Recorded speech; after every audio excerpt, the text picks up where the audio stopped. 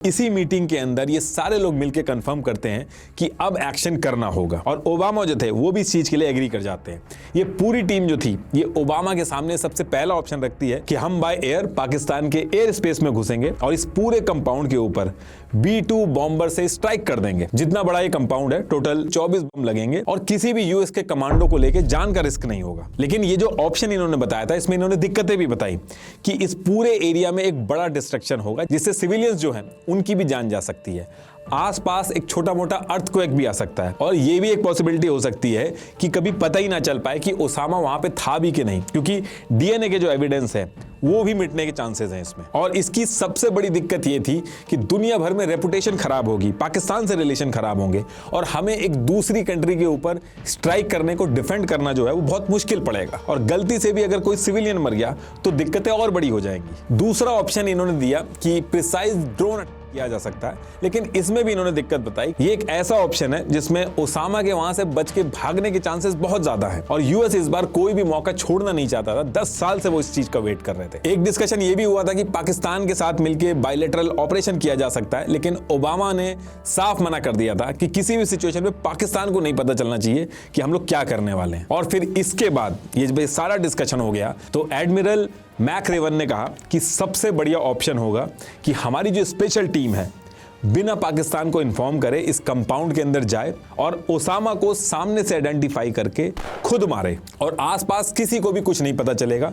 चुपचाप special forces जाएंगी, अपना काम करेंगी और करके वापस आ जाएंगी। और इस ऑप्शन में ये अच्छी चीज थी कि इन केस अगर ओसामा कंपाउंड में नहीं मिला तो इस बात को दबाना बहुत आसान होगा। नेगेटिव इस ऑप्शन में बस यही था कि जितने भी ऑफिसर्स जाएंगे उनकी जान बहुत रिस्क पे रहेगी। अब ये सारी डिटेल्स सुनने के बाद ओबामा थोड़ी देर सोचते हैं और उसके बाद दुनिया का सबसे रिस्की ऑपरेशन जिसमें पाकिस्तान को बिना बताए नेवी सील ऑफिसर इस कंपाउंड में जाके ओसामा को खुद मारेंगे, इस ऑपरेशन के लिए गो अहेड दे देते हैं और इस ऑपरेशन को नाम दिया गया ऑपरेशन नेपच्यून स्पेयर।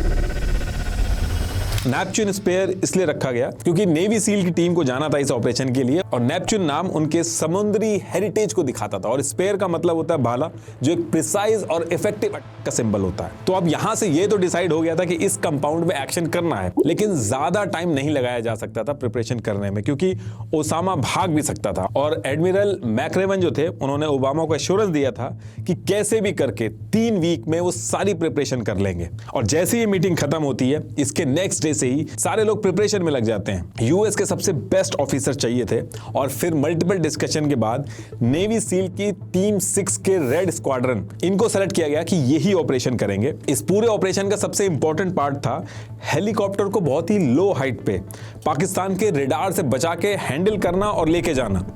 इसके लिए यूएस आर्मी के 160 स्पेशल ऑपरेशन एविएशन रेजिमेंट के पायलट्स ले लिए गए। ये इस तरह की सिचुएशन के लिए बेस्ट माने जाते हैं। तो ऐसे करके टोटल 24 ऑफिसर सेलेक्ट किए गए जो इस सिचुएशन के लिए बेस्ट थे और उनका प्रीवियस रिकॉर्ड भी बहुत अच्छा था। और ये जितने भी लोग सेलेक्ट हुए थे इनको किसी को भी इस ऑपरेशन के बारे में नहीं बताया गया था कि ये ओसामा को मारने के लिए सेलेक्ट हुए हैं। बस इनको इतना बताया गया था कि अफगानिस्तान और पाकिस्तान के एरिया में एक ऑपरेशन करना है और उसके लिए प्रिपरेशन करनी है। और फिर ये सारी चीजें होने के बाद 10th of April 2011 को ये जितने भी ऑफिसर्स थे जिनको सेलेक्ट किया गया था इनको नॉर्थ कैरोलिना के जंगल में एक सीक्रेट लोकेशन पे ले जाया जाता है। और जब सारे ऑफिसर्स वहां पे पहुंच गए तो उनके सामने एबटाबाद वाला जो कंपाउंड था उसका एक मॉडल रखा हुआ था और वहीं से थोड़ी दूर पे एग्जैक्ट सेम साइज का कंपाउंड रेडी किया गया था ताकि ये सारे लोग प्रिपरेशन कर सकें। और इसके बाद इसी कंपाउंड के अंदर जो कि एग्जैक्ट रेप्लिका थी उस ओरिजिनल कंपाउंड की, ये सारी टीम प्रैक्टिस करना स्टार्ट कर देती है। और प्रैक्टिस के टाइम में ही इन्होंने अपनी टीम में